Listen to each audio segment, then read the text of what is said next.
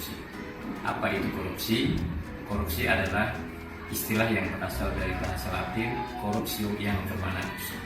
Sehingga ini perlu disampaikan di sekolah-sekolah baik tingkat dasar maupun sampai perguruan tinggi. Makna korupsi itu adalah perbuatan atau perilaku yang tidak jujur yang dilakukan oleh seseorang, dan biasanya ini adalah orang-orang yang memiliki kewenangan di dalam sesuatu hal di instansi maupun di yang tempat-tempat lain.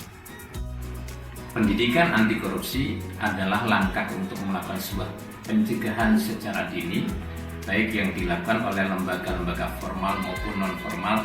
Ini sebagai bentuk kepedulian kita terhadap pemerintah dalam mencegah terhadap perbuatan korupsi. Nah, sekarang apa fungsi daripada pendidikan anti korupsi? Di antaranya adalah fungsi kognitif. Artinya pengetahuan terhadap siswa ataupun mahasiswa agar mengetahui terhadap begitu besar dampak korupsi di dalam kehidupan bermasyarakat. Nah, fungsi yang kedua tentang pendidikan anti korupsi ini adalah fungsi afektif. Ini berkaitan dengan moral yang tentunya bersentuhan dengan kehidupan masyarakat sehari-hari, dan inilah yang akan menjadikan hukuman secara masyarakat yang tidak bisa dihindari ketika orang terjebak dengan korupsi.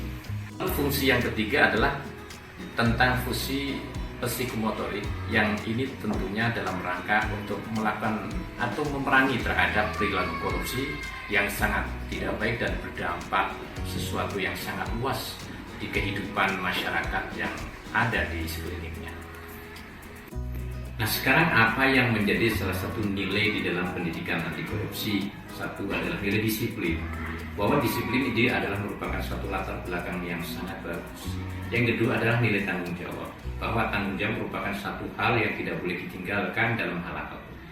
Yang ketiga adalah merupakan salah satu nilai menghargai terhadap sesuatu yang baik itu adalah benar, dan ini adalah nilai-nilai yang ada di dalam pendidikan anti korupsi. Nah, apa yang menjadi satu dasar contoh di dalam pendidikan anti korupsi? Di antaranya ketika kita melakukan sekolah masuk tepat waktu. Kemudian yang kedua adalah bahwa kita juga harus mematuhi terhadap peraturan yang berlaku di tengah-tengah tanggung jawab kita sebagai siswa maupun sebagai guru. Kemudian yang ketiga juga kita mengajar secara disiplin, belajar juga secara rajin. Dan itu satu contoh di dalam pendidikan anti korupsi yang tentu melibatkan bukan hanya kepada siswa, tapi guru pun harus mengambil pembelajaran tentang anti korupsi. Mudah-mudahan ini bisa menjadikan inspirasi bagi kita semua sebagai bangsa yang cinta kepada keadilan dan kejujuran. Semoga Indonesia semakin maju dan merdeka. Assalamualaikum warahmatullahi wabarakatuh.